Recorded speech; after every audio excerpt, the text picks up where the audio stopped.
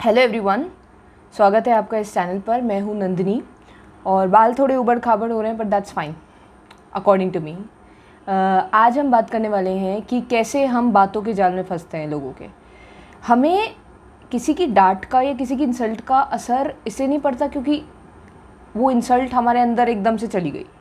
उसका प्रोसेस बहुत पहले से स्टार्ट हो जाता है। दैट मीन्स अगर हमें किसी की बातें अच्छी लग रही हैं, अगर हम किसी की बात से खुश फील कर रहे हैं, तो वहीं से दिक्कत शुरू हो रही है। मतलब कि अगर हमें कोई बात अच्छी लग रही है किसी ने कह दिया कि हाय कितनी हार्ड वर्किंग है, कितनी मतलब ओबीडियंट है, तो हमें बड़ा अच्छा लग रहा है, हम बड़ा अच्छा फील कर रहे हैं। गड़बड़ वहीं से शुरू होती है। गड़बड़ वहाँ से शुरू नहीं हो रही कि आपको बुरा लग रहा है। किसी ने कह दिया कि कितनी केयरलेस है, कितनी इररिस्पॉन्सिबल है, हाउ इररिस्पॉन्सिबल ऑफ हाउ। बुरा वहाँ से लगना शुरू नहीं होता। बुरा इससे लगता है क्योंकि कभी ना कभी आपको अच्छा लगा था। पहले जाइए स्टोरी में, अपने माइंड में पहले जाइए और आप देखिए जाकर कि कौन सी ऐसी बातें थी जिसका आपको पहले अच्छा लगा था। पहले आपको अच्छा लगना शुरू होता है। किसी भी नई जगह पे आप जाते हैं तो आपको एकदम से किसी की बात का बुरा नहीं लगता। आप देखेंगे कोई अनजान आदमी आपसे कुछ भी कह के भाग जाए तो आपकी उसकी बात का इतना बुरा नहीं लगेगा जितना बुरा आपको लगेगा अपनों की, किसी जिसके साथ आप कई समय से रह रहे हैं उसकी बात का आपको जितना बुरा लगेगा, उतना बुरा आपको किसी अनजान की बात का नहीं लगेगा। इसका सिर्फ ऐसा क्यों हो रहा है, सोचा आपने? वी थॉट अबाउट इट कि ऐसा हो क्यों रहा है कि मतलब अनजान की बात का हमें बुरा नहीं लग रहा लेकिन जान पहचान वाले की बात का बुरा लग रहा है। ऐसा क्यों लग रहा है हमें? सोचिए। खैर, मैं आप लोगों को तो सुन नहीं सकती हूँ, तो मैं बताती हूँ उसका रियल रीज़न क्या है। इसका रियल रीज़न यही है कि धीरे धीरे जब हम किसी नई जगह पे जाते हैं, हमें किसी की बात का अच्छा लगना शुरू होता है। वो पहले हमारी तारीफ़ें करेगा, हमें पहले अपने जाल में फंसाएगा, तारीफ़ों के पुल बांधेगा पहले कि हाय आप कितनी ओबीडियंट हैं, आप कितनी हार्ड वर्किंग, आप कितनी स्मार्ट हैं, आप कितनी मतलब इंटेलिजेंट हैं, आप कितनी सुंदर हैं, व्हाटएवर। पहले आपको अच्छा लगना शुरू होगा, ठीक है। पहले आप अच्छाई के जाल में फंसोगे। पहले आपने मिठाई ली, कोई इंसान पहले आपको एकदम से जहर नहीं देगा, पहले आपको मिठाई ऑफ़र करेगा। आपने मिठाइयाँ और रेगुलरली मिठाइयाँ देगा आपको, 1 महीने तक लगातार हर दिन आपको मिठाई मिलेगी। उसके बाद अचानक से आपको एक दिन जहर दिया जाएगा, तब आपको बुरा लगेगा जहर का। ऐसे शब्द बोल दिए जाएंगे जिससे आपको एकदम लगे। ये होता है कठपुतली बनना किसी के हाथ की। सबसे पहले उसकी तारीफ़ों में फंस जाना, उसके बाद उसकी बुराइयों में। उसने अगर बुराई कर दी तो ऐसा तीर लगेगा ना, अंदर जाएगा बिल्कुल। इसे बचने का तरीका हर वीडियो में पहले तो मैं बताती हूँ कि प्रॉब्लम क्या है, उसके बाद मैं उसका सॉल्यूशन भी बताती हूँ कि उसे बचने का तरीका। और सारे प्रॉब्लम्स का एक ही सॉल्यूशन होता है, various problems and one solution. एक ऐड आता था ना शैम्पू का, 5 problems and 1 solution. So there is also 1 solution of it. सारी दिक्कतों का वो है ऑब्जर्वेशन। अपने अंदर अगर खुशी, सबसे पहले तो खुशी के प्रति जागना बहुत मुश्किल काम है। दुख के प्रति तो, दुख से तो हम एकदम छूटना चाहते हैं, एकदम अलग होकर उसे देखना चाहते हैं, लेकिन खुशी के प्रति क्या होगा? खुशी के प्रति हम सोते हैं। ऐसा नशा है खुशी कि हम बिल्कुल सो जाते हैं। तभी आप जो देखते हैं हैप्पीनेस के जो पल हैं उसमें भगवान को बिल्कुल भूल जाते हैं। क्या हम भूल जाते हैं यार भगवान नाम की भी कोई चीज़ है? क्या ज़रूरत है भगवान की? Everything is so good, we feeling so happy. लेकिन जैसी दुख आता है तो भैया भागते हैं पीछे की तरफ कि भगवान भगवान। तो खुशी में एक नशा है। उन खुशी के पल में अगर आपने जागना सीख लिया, दुख में तो आप ऑटोमेटिकली जाग जाओगे। जब खुशी में आप उससे चिपके नहीं, उसमें घुसे नहीं, तो दुख में तो डेफिनेटली आप होश में ही रहोगे। तो ये साइकिल दोनों एक साथ चल रही है। पहले आप खुश होंगे, फिर आप दुखी होंगे। तो बहुत ध्यान से ऑब्जर्व कीजिए। सबसे पहले एक्सेप्ट कीजिए कि हाँ जी मुझे अच्छा लग रहा है, अभी मुझे अच्छा फील हो रहा है। उसे एक्नॉलेज तो कीजिए, उसे देखिए, उसे एक्सेप्ट कीजिए कि हाँ अभी बहुत अच्छा लग रहा है मुझे, इसने मुझे इंटेलिजेंट बोला, मुझे बड़ा बढ़िया लग रहा है।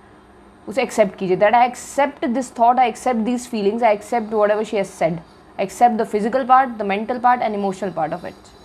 आई am feeling really good and accept it all. You be a watcher like a movie. In a movie you are watching, in the same way you have to watch.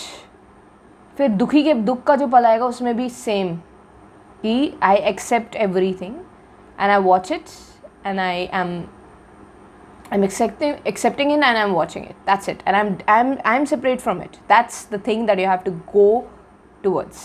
That's the thing जहाँ तक आपको पहुँचना है। उसके बाद आपको फ़र्क पड़ना, घंटा कोई फ़र्क नहीं पड़ेगा। सॉरी, घंटा कहना है दोनों अलाउड है या नहीं घंटा। फिर आपको कोई फ़र्क पड़ेगा या किसी भी बात से? ना कोई अच्छा बोल के जा रहा है जा, कोई चप्पल मार के जा रहा है जा। हर चीज़ के आप एक विटनेस बन जाओगे। आप इतने पावरफुल बन जाओगे कि आपकी गद्दी से आपको कोई हिला नहीं पाएगा। पर हाँ, इसका एक ड्रॉबैक भी है कि आप खुशी भी फील करना बंद कर दोगे।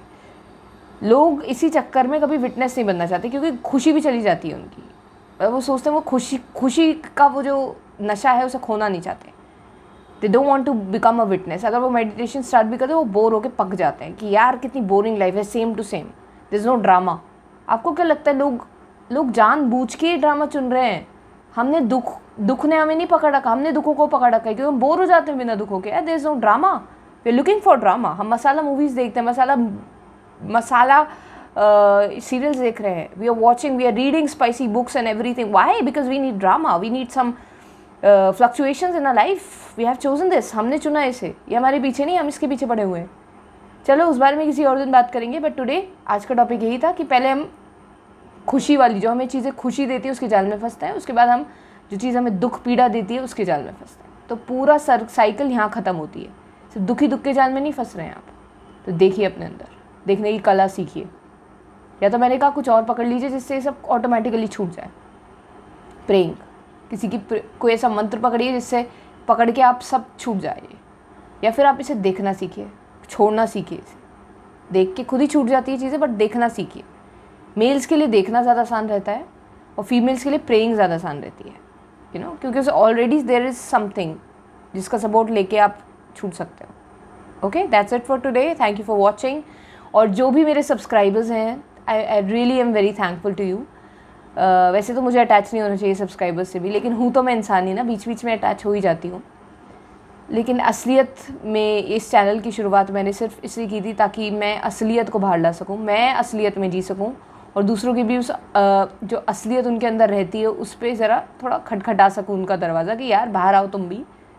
इसलिए ये मेन मोटिव था चैनल का। लेकिन इंसान हूँ, अटैच हो जाती हूँ बीच बीच में, फिर अपने आप को निकालती हूँ, फिर अटैच होती हूँ, फिर निकालती हूँ, फिर अटैच होती हूँ। आई मीन ये सिलसिला चलता रहता है।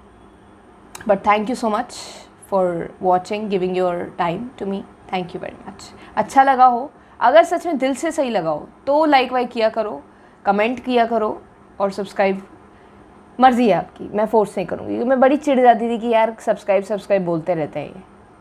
तो अगर सच में अच्छा लगेगी कोई चीज़, अगर लगेगा कि आगे की चीज़ नहीं मिस करना चाह रही हूँ मैं, तो फिर डेफिनेटली एंड ऑटोमेटिकली मैं खुद ही सब्सक्राइब कर लूँगी, आपको कहने की ज़रूरत नहीं पड़ेगी। There will be no need for me to say that you have to subscribe. That's it for today. ज़्यादा लंबी वीडियो नहीं बनाना चाहती, वैसे में हमारा आजकल फोकस का जो स्पैन है बहुत कम है, तो इतनी वीडियो काफ़ी रहेगी। इतना ही मैं बोलना चाह रही हूँ, मैं क्वालिटी देना चाह रही हूँ, क्वान्टिटी नहीं। सो बहुत ही कम समय वाली वीडियोज़ डालूंगी, ज़्यादा समय लूँगी नहीं मैं आपका। Thank you for watching, bye bye.